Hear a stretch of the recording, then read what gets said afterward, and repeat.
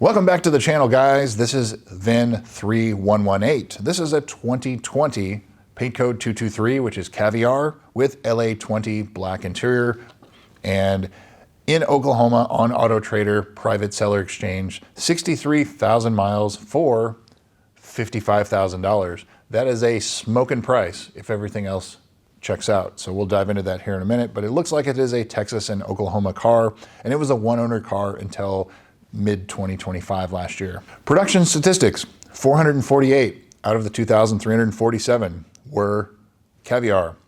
Of those 448, 225 had LA20 black interior. That is 9.58% of all the US 49 production everywhere except Hawaii. That's like a 2 or 3 out of 10 for rarity, so pretty common color combination. For 2020, however, 46 of the 187 cars were Caviar. Of those 46, only 15 had black interior. So black on black, there's only 15 for 2020, and this is that car. So pretty rare because it's a 2020, but black on black is a pretty common color combination on these cars. Carfax, Epic VIN, and AutoCheck. So Carfax shows this as a 2-owner, no accident car. As I said before, it was a 1-owner car until early or mid 2025. Epic VIN shows this as a 2-owner, no accident car. And AutoCheck also shows this as a 2-owner, no accident car. So I think it's safe to assume this is a 2-owner, no accident car. Previous sales. So this car first went on sale in December of 2020, $89,000 in Dallas, Texas, and it sold to a Texas buyer in February of 2021. So about 3 months for sale. Then in March of 2025, it was for sale at a Volvo dealer in Austin, Texas for, it doesn't say the price, with 54,500 miles. And it sold to a buyer in Oklahoma, which is the current seller. So now in January of 2026, it's listed with 63,000 miles for $55,000. So now onto the photos. Sellers, take note. This is how you take photos of a car. Extremely high resolution photos. You can click on them and zoom in really close. They're clear. It's the sun shining on it. It's well lit. There's dozens of photos. This is how you take pictures of a used car. So kudos to the seller in that regard. This thing looks flawless. I mean, the paint is awesome. You can see clear sunlight looking at the paint. You can see the gold flake in the paint. You don't see a bunch of swirls in it. I mean, it really looks fantastic. And it may even have PPF up front too, because I don't see any chips on the front either. I don't see any issues with the carbon fiber. I don't see any issues with the touch points, the shift knob, the steering wheel, the seat bolsters. No chips, no swirls, no cracks. I mean, it's awesome. The price.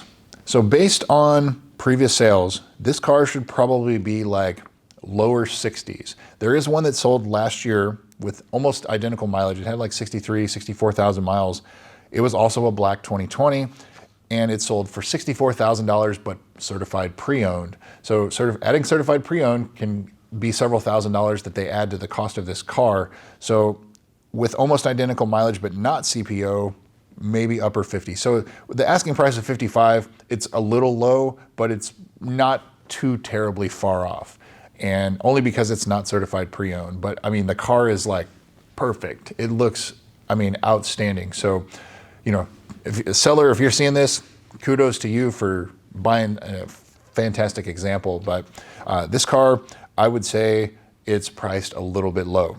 Service history. So this car is also very well dealer serviced. The first 30,000 miles or so, which is pretty common what you see on the 2020s, no issues. Just oil change, brakes, tires, things like that. Speaking of brakes, March of 2023, 30,000 miles, front brakes, and they recommended doing the TBD service, but it was not done. And a lot of dealers will tell you either 30,000 or 60,000 miles, but there's no official interval for the diff or the transmission on these cars.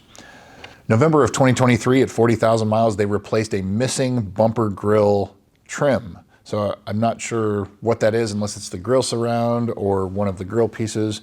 They did note that the rear brakes were nearing, they called them yellow rear brakes, so it needs replacement pretty soon, and that it needs 4 tires pretty soon. That's at 40,000. October of 2024, 50,000. Inner front tire wear noted. So what do we know about watching all these videos? Inner front tire wear, front lower control arm bushings. This car probably needs front lower control arm bushings done. They still noted that it needs 4 tires. It needs front and rear brakes pretty soon. Also still recommending the TVD, but it was not done, TVD service. November of 2025, 61,000 miles. The 60,000 mile service was done with spark plugs and brake fluid. So that is the proper 60,000 mile service. It's done on this car too. On the Carfax, back up a couple months, March of 2025, front and rear brakes and 4 tires. So this thing is really ready to go. 60,000 mile service is done. It's got new brakes, got new tires. The outside looks fantastic. It doesn't have any red flags that I can see. Maybe get front lower control arm bushings done, and that's really it. So what's not done? The big thing on the 17s through the 20s is the adaptive damping shocks. I would look at the shocks, make sure they're not leaking. That's very common to see these. Even when they had like 15 miles on them, they were leaking. There was a defective internal oil seal, and the part was not updated until 2021 or 2022. So all of the 17s through 20s were affected by this. The replacement parts seem to fix the issue, but they're a couple $100 a corner, plus you have to get them installed, new alignment, things like that.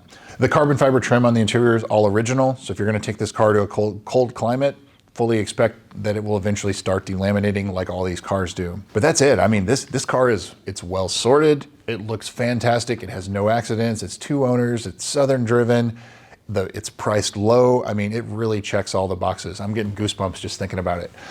So that brings me to, would I buy this car? Absolutely. This car, as perfect as you can get it for the mileage.